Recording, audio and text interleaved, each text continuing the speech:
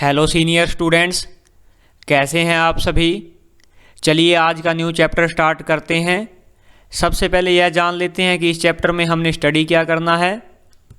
आप स्क्रीन पर night city की इमेज को देख रहे हैं। यहाँ पर एक चीज़ अब्सेंट है। यह भी एक नाइट सिटी की इमेज है, पर यहाँ पर वो चीज़ प्रेजेंट है। तो आप समझ चुके होंगे कि आज का हमारा टॉपिक क्या है। वो है करंट इलेक्ट्रिसिटी। हमारी डेली लाइफ की ऑलमोस्ट थिंग्स करंट इलेक्ट्रिसिटी पर ही डिपेंड हैं। चलिए इसकी कुछ एप्लीकेशंस को देख लेते हैं। समर्स का सीज़न है तो फ़ैन की तो रिक्वायरमेंट होती है हमें, तो ये भी एक इलेक्ट्रिसिटी की एप्लीकेशन है। कंप्यूटर भी एक इलेक्ट्रिसिटी की एप्लीकेशन है, इसके बिना कंप्यूटर कुछ नहीं है। उसके बाद अगली एप्लीकेशन देखिए।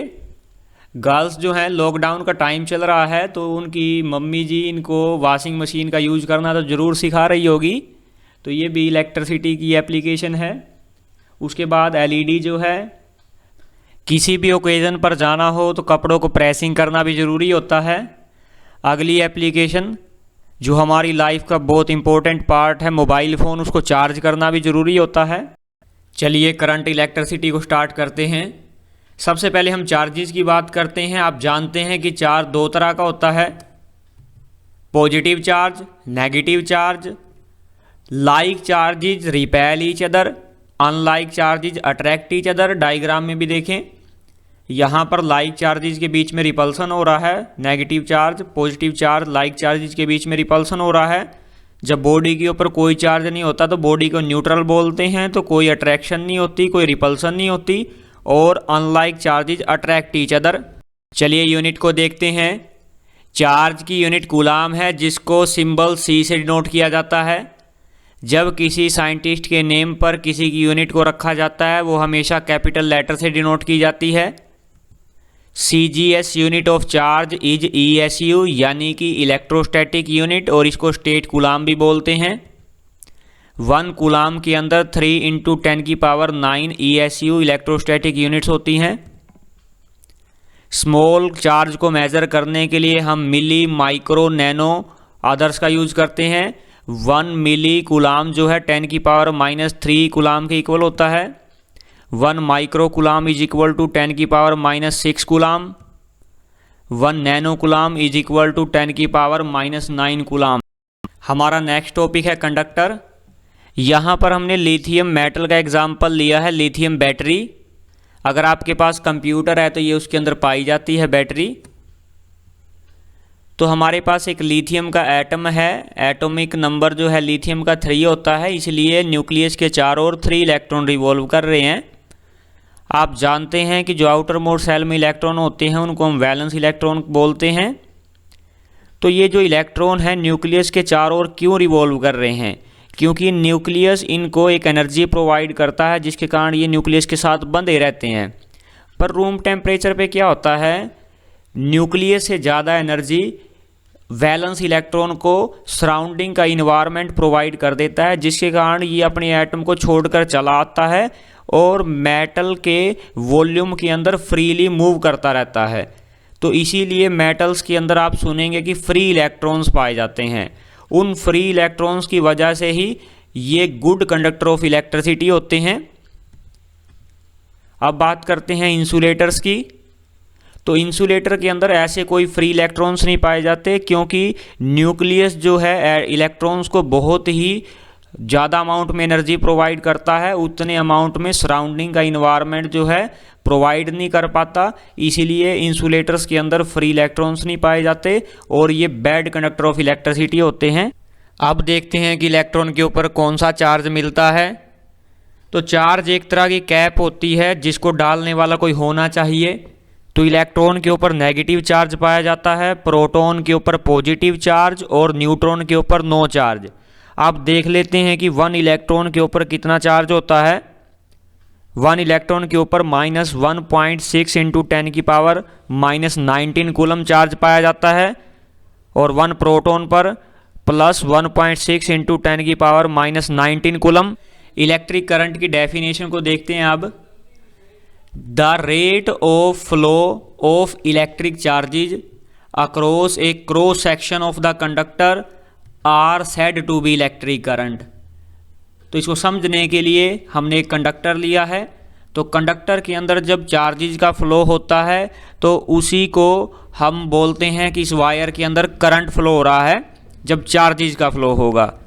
तो जो फ्लो ऑफ इलेक्ट्रॉन है, हम इलेक्ट्रॉन्स की ही क्यों बात कर रहे हैं, प्रोटॉन्स की, पॉजिटिव चार्ज की क्यों नहीं बात कर रहे, क्योंकि इलेक्ट्रॉन का जो मास है प्रोटॉन के मास के कंपैरिजन में 1837 गुना टाइम कम होता है, जिसके कारण से जब दोनों के ऊपर इक्वल फोर्स लगता है तो आसानी से कौन मूव करेंगे, इलेक्ट्रॉन्स मूव करेंगे। तो इसलिए हम प्रोटॉन्स की बात नहीं कर रहे। आप डायग्राम में भी देख रहे हैं ओनली इलेक्ट्रॉन्स आपको मूव करते हुए दिखाई दे रहे हैं। ऐसा नहीं है कि प्रोटॉन कोई भी नहीं मूव करता, हाँ कुछ हद तक कुछ मूव करते हैं, तो उनकी हम बात इतनी खास नहीं करेंगे। ज़्यादातर जो है इलेक्ट्रॉन्स की ही मूवमेंट होती है, फ्लो होता है, फ्लो ऑफ इलेक्ट्रॉन्स। तो उसकी अपोजिट डायरेक्शन में करंट की डायरेक्शन होती है, इलेक्ट्रिक करंट फ्लो करता है।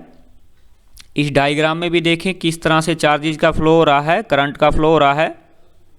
जितना ज़्यादा चार्जेज का फ्लो होगा उतना लार्ज करंट होगा वहाँ पर, और जितना कम चार्जेज का फ्लो होगा वहाँ पर उतना कम करंट होगा।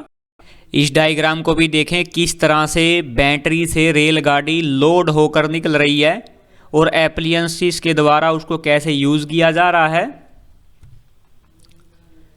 तो अब देखते हैं कि क्वांटिटिवली मैथमेटिकली इलेक्ट्रिक करंट के लिए क्या फॉर्मूला होता है।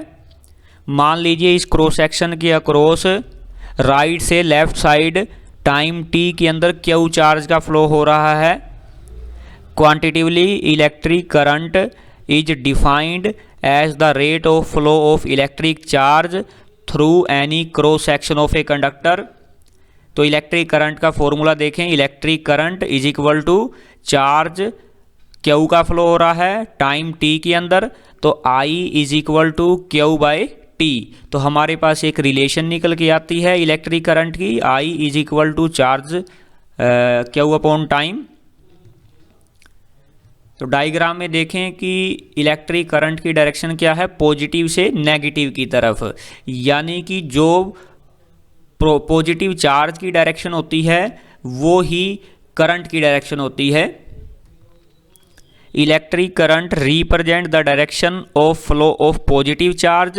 अब इसके पास डायरेक्शन भी है, इसके पास मैग्नीट्यूड भी है, येट फिर भी हम इसको स्केलर क्वांटिटी बोलते हैं, yet it is treated as a scalar quantity. तो इसको क्यों स्केलर क्वांटिटी बोलते हैं वो आगे देखिए। इसके लिए हमने एक साइड इलेक्ट्रिक करंट को लिया है, एक साइड फोर्स को। फोर्स के बारे में हम अच्छी तरह से जानते हैं कि एक वेक्टर क्वांटिटी होती है। मान लीजिए इस कंडक्टर के अंदर, वायर के अंदर 5 एम्पियर करंट फ्लो हो रहा है और इस ब्लॉक के ऊपर जो फोर्स लग रहा है वो 20 न्यूटन लगाया जा रहा है। तो यहाँ पर मैग्नीट्यूड कितना हो जाएगा 5, और फोर्स के केस में मैग्नीट्यूड हो जाएगा 20। यहाँ पर डायरेक्शन देखेंगे वायर के अंदर तो लेफ़्ट टू राइट है, और ब्लॉक के ऊपर जो फोर्स लग रहा है वहाँ पर भी डायरेक्शन लेफ़्ट टू राइट है। तो ये एक बात और होती है जब वेक्टर क्वांटिटी को चेक करना हो, तो ये जो है वेक्टर लॉ ऑफ एडिशन को फॉलो नहीं करता इलेक्ट्रिक करंट, और जो फोर्स है ये वेक्टर लॉ ऑफ एडिशन को फॉलो करता है। जब ये कोई तीनों चीज़ों को सेटिस्फाई करेगा, magnitude, direction, vector law of addition, तो उसको हम फिर वेक्टर क्वांटिटी बोलते हैं। इसको थर्ड पॉइंट को इलेक्ट्रिक करंट का समझने के लिए हम एक एग्जांपल लेते हैं। मान लीजिए वायर है, वायर के अंदर 3 एम्पियर करंट फ्लो हो रहा है। ये एक अनदर वायर है जिसको हमने इसी के साथ कनेक्ट कर दिया। इस वायर के अंदर 5 एम्पियर करंट फ्लो हो रहा है। तो जो आगे वायर जाएगी उसके अंदर अलजेब्रिकली सम इन का, यानी कि 5 ampere plus 3 ampere 8 ampere current flow होगा। बट फोर्स के केस में मान लो इस ब्लॉक के ऊपर हमने फोर्स लगाया, यहाँ पर फोर्स जो हमने एक तो 3 न्यूटन का लगाया है, एक 5 न्यूटन का, पर अब जो परली साइड फोर्स लगेगा वो 8 न्यूटन नहीं लगेगा। यहाँ पर वो एंगल पे डिपेंड कर रहा है कि आप किस एंगल पे इसके ऊपर अप्लाई कर रहे हैं। तो हम इसके बारे में कुछ नहीं कह सकते क्योंकि ये वेक्टर लॉ ऑफ एडिशन को फॉलो करता है। तो आप समझ चुके होंगे कि इलेक्ट्रिक करंट जो है वो क्यों स्केलर क्वांटिटी है और फोर्स जो है क्यों वेक्टर क्वांटिटी है। अब हम यूनिट देख लेते हैं इलेक्ट्रिक करंट की। The unit of electric current is ampere. ये हमने पहले भी बात कर ली थी कि जब किसी साइंटिस्ट के नेम पर कोई यूनिट को रखा जाता है तो वो हमेशा कैपिटल लेटर से डिनोट की जाती है, तो इसका जो सिंबल होता है वो कैपिटल ए होता है। आप देखते हैं कि 1 एम्पियर किसको बोलते हैं। ये रिलेशन हमने पीछे स्टडी कर ली है। I is equal to Q by T, I for current, Q for charge, T for time. 1 ampere current कब फ्लो होगा वायर के अंदर? जब वायर के अंदर 1 कूलाम चार्ज 1 सेकेंड के लिए फ्लो हो रहा होगा। इसको लिखना कैसे है? If 1 coulomb of charge is flowing per second through a cross section of the wire then the current through the wire is said to be 1 ampere. अब टाइप्स ऑफ इलेक्ट्रिक करंट देख लेते हैं। कुछ आपने पहली क्लासेस में भी study किया है। डायरेक्ट करंट, तो डायरेक्ट करंट किसको बोलते हैं? जिसका मैग्नीट्यूड और डायरेक्शन टाइम के साथ नहीं चेंज होता। Its magnitude and direction do not change with time. कुछ एग्जांपल देख लेते हैं।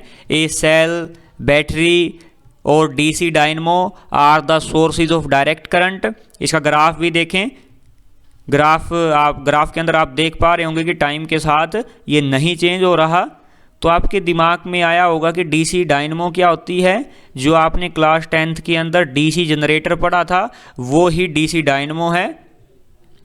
ये कुछ डायग्राम भी देखें आप। उसके बाद है अल्टरनेटिंग करंट, यानी कि इसका मैग्नीट्यूड और डायरेक्शन जो है टाइम के साथ चेंज होती है। एन इलेक्ट्रिक करंट वो is magnitude change continuously and change its direction periodically. Periodically का मतलब है कुछ इंटरवल के बाद उसी पाथ को दोबारा से रिपीट करना। Is called alternating current. Graph के अंदर देखें तो ये कुछ इस तरह से फ्लो करता है। उसके बाद आता है वेरिएबल करंट।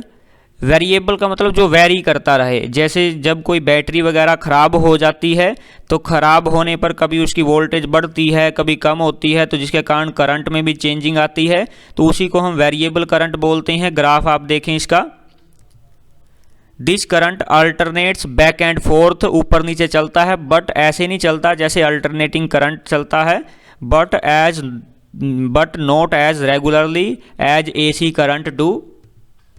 फोर्थ आता है इंस्टेंटेनियस करंट। इंस्टेंट का मतलब है किसी पल, किसी क्षण जो करंट फ्लो हो रहा होगा, तो हम उस करंट की बात कर रहे हैं। ग्राफ से समझते हैं। अल्टरनेटिंग करंट लिया है क्योंकि ये टाइम के साथ चेंज होता है। डायरेक्ट तो हर टाइम ही कांस्टेंट है, तो हम उसकी बात कर ही नहीं सकते इसके अंदर।